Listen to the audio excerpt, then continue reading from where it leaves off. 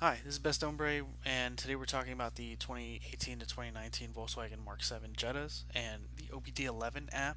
So this is their um, actual website with their officially supported vehicles system. You can check here for one of your vehicles if it's supported and what are the actual things that are covered. Like this one will do diagnostics, service intervals, reset your oil light, do an inspection reset. It'll be able to pull back electronic parking brakes so that you can change the brakes on a car with an electronic rear parking brake. You can prime the fuel system that's electronic. You can do lane assist settings. You can adjust your lane assist settings to be automatically on with the ignition on or off in case you like it or don't like it. This is interesting. You can have the turn signals work as side markers and adjust the brightness of the lights on the higher trims with the projector headlights. So just keep that in mind. Some of these things aren't available to every car. So if you have a regular Jetta with these LED reflectors, you're not going to be able to do the things that these projector headlight Jettas that are either the Jetta SCL or the GLIs have. Those headlights are a different headlight. So, you can permanently deactivate stability control, which I don't recommend if you don't know what you're doing. If you have fog lights, some cars don't have fog lights. If you have fog lights, you can play around with the different fog lights. So you can change the cornering lights, so turn them into cornering lights. So basically, like when you turn your wheel or turn your turn signal on, it'll turn on that corner's fog light to help illuminate that area, which is pretty cool. Put your fog lights on when reversing is another activation. So when you ever put it in reverse, it'll automatically turn on your fog lights. The coming home light function helps you see around the surroundings when you get in and out of your car. So basically, just like when you get out of your car, it turns on a little bit more lighting. Um, the mode button illumination, essentially, when you're in sport mode, will turn this LED on. Driver lights on with auto, so you can adjust whether or not your daytime running lights will be normally working with the switch or off when in auto or off position. Let's see here. The dimming rate of the cornering light, like this stuff gets involved, right? You can see how nitty gritty some of these things are, like the fading in and out of the interior lights, which you would only have on a GLI unless you might have it on STL. I'm not sure. So you want the lights on when the trunk is open in case you're behind your car, right? It's a safety feature. You can activate that. It should be activated from the beginning, in my opinion. But it is what it is. So having your driver's lights on when your fog lights are on, right?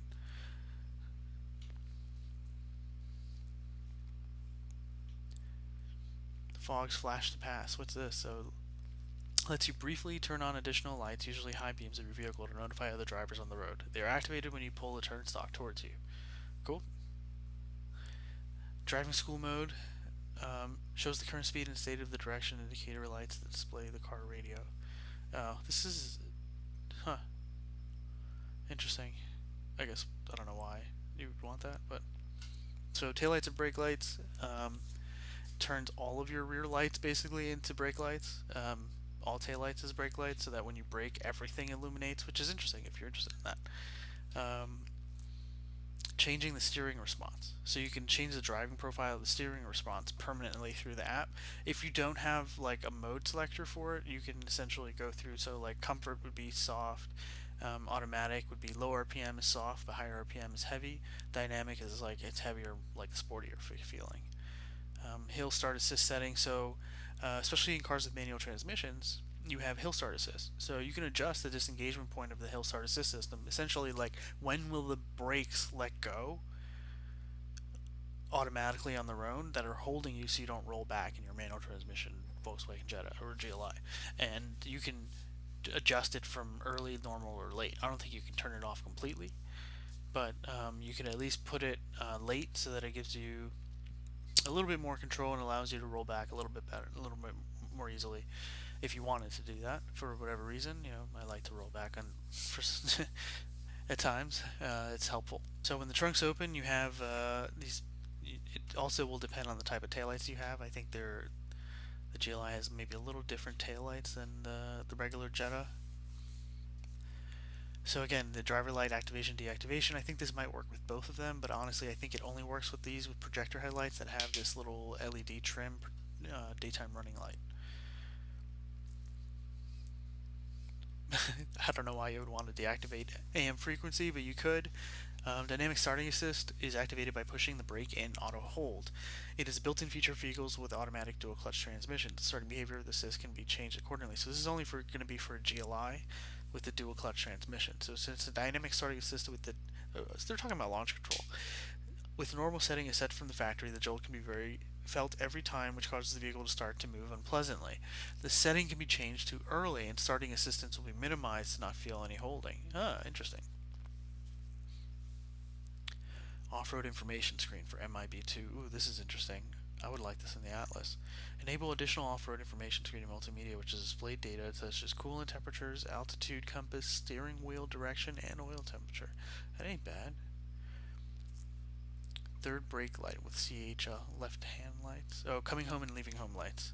The third brake light of your vehicle will light up simultaneously with coming home and light home lights. Okay, so they'll not only you can activate your front headlights, but you can activate your third brake light as part of your coming home and leaving home lighting. So when you get in and out of the car, when you're coming to the car, and when you've gotten out of the car, the additional lighting can be activated through here.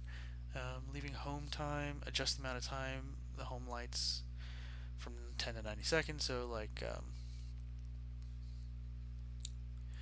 you know, how long do you want those lights to stay on? So when you're coming home, you can get out of your car, lock your car, and the lights will stay on for 10 seconds or 90 seconds. So when you're leaving home, you can open your car. How long do you want those lights to stay on for you? 10 to 90 seconds before you actually get in the car, before they turn off.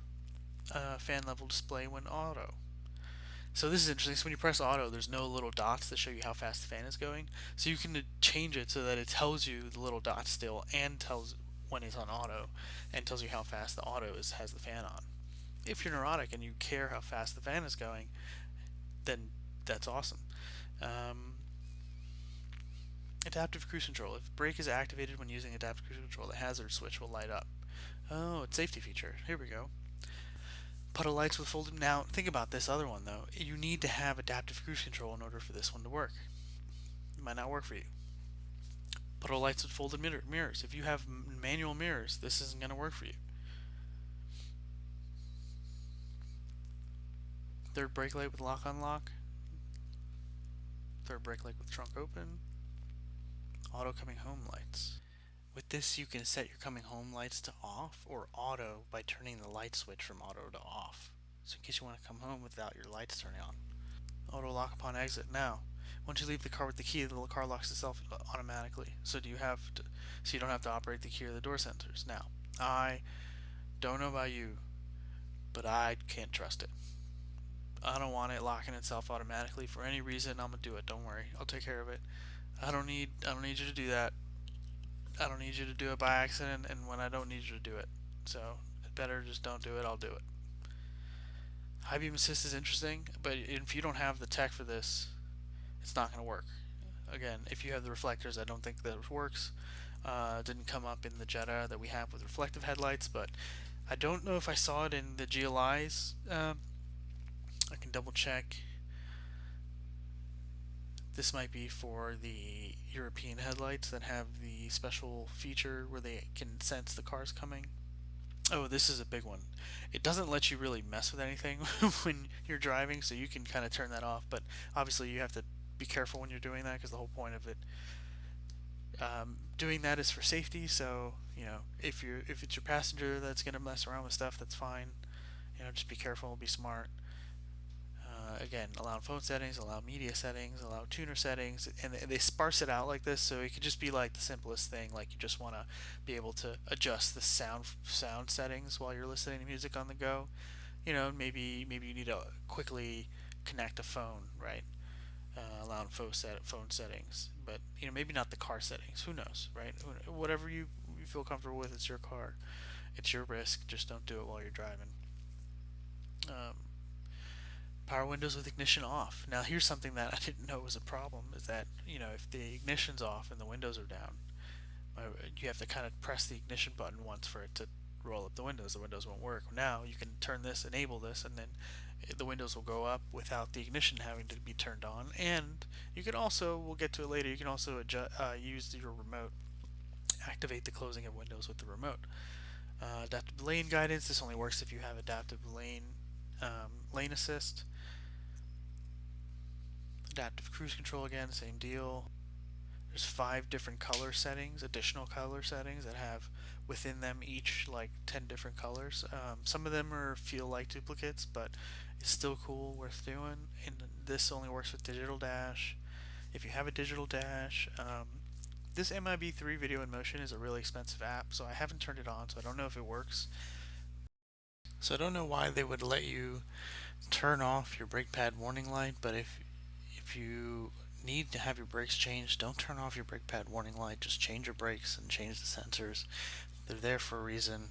So here's something that I did in my Atlas that I fell in love with because my Atlas is automatic. The manual transmissions don't have start stop, or it's just it basically deactivates permanently start stop system, and the button works. Like you can press the button and the little light activates on the dashboard, but it doesn't turn on or deactivate the system whatsoever. So it's just permanently deactivated. Now the pulsation of the start button, it's interesting. I think I may have seen it like once or twice. It did it, and I don't really see it anymore.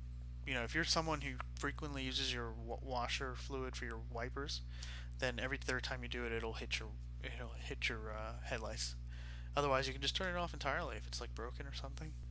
So here's what I was saying before: you can adjust the windows for going up and down with the remote, which is really a huge benefit, honestly, in the summertime, because when it's really hot, you just hold the unlock button and it'll release all the heat from inside of the car, and then you can get in and not melt, hopefully. So again, Video in Motion, another thing that was an expensive app, I didn't do it. The seatbelt warning chime, I leave it on because honestly, it's easier to just be like, hey, it won't turn off. Although it will turn off, but you can set it to not turn off. So you might even go ahead and do that so that people really wear their seatbelt if you have somebody who doesn't want to wear their seatbelt. Scandinavian drivers daytime running lights. Now, daytime running lights and tail lights are on simultaneously. So here you'll be able to see the exact amount you would need to replenish your fuel. So it's like, how much do you need? I think it's been said that it ignores the reserve amount. And this is your, activating your oil temperature and your driver display system if you don't already have it activated. This is an interesting one. BMWs do this where when you put it in reverse, you'll get that passenger side mirror to dip so that you can see the curbs when you're trying to park. I tried to do it in the GLI and it wasn't working. We're going to have to try this procedure here. I'm seeing that actually there is a different procedure, so we'll check that out and let you know if it works. You can change the sound for the lock unlock. I like it when it's stealthy. Keep it off. Some people like it on. A timer lap function if you're someone who wants to take it to the track. High intensity brake lights, basically they brake light, but then under hard braking they flash on and off. So it's like, I don't like it because it could be like give somebody a seizure. It's like flashing brakes, but to each their own. High beam assist, you have to have that technology to be able to use this. Heated memory seats is nice. So if like you've had the seats on, right, when you get out, when you come back in, it'll be on. It'll know. The needle sweep is nice you see it every time you turn on the car now. This is one where sometimes if you park and you want to like turn all your lights off, but you have the car on, and sometimes the daytime running lights won't turn off. You can activate so that they turn off with the handbrake. That way it knows it's like, okay, handbrake's on, I can turn off all lights. I'm basically in park mode. And you can have that setting right in your head unit. All these like nuanced things. And then there's even an engineering mode, but this one's like you may cause permanent damage to your car's multimedia system, so I didn't do this at all. I'm going to stay away from that one, and unless you know what you're doing. Comfort turn signal adjustments are cool because if you have comfort turn signals and you tap it once, you get like 3 clicks. You can adjust it up to 5 clicks.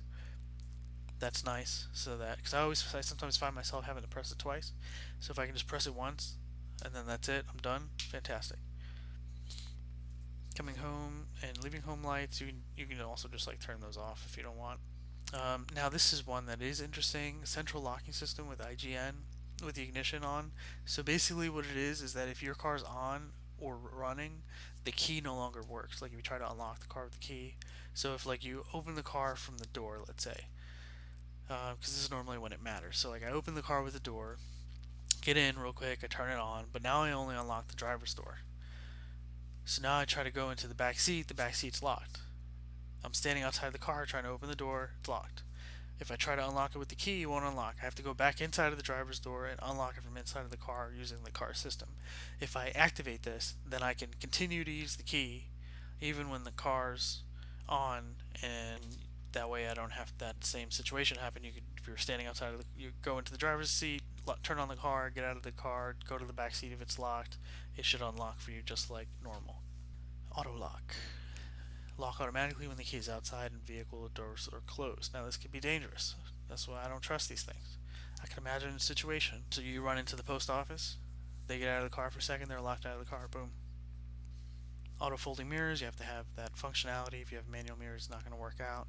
And then last but not least, if you're going to move to Europe or Japan, you can change your radio and take your car with you. And to get the most out of the OBDeleven, you do have to download the application to an Android phone. The OS version just doesn't have as much functionality. They're working on it.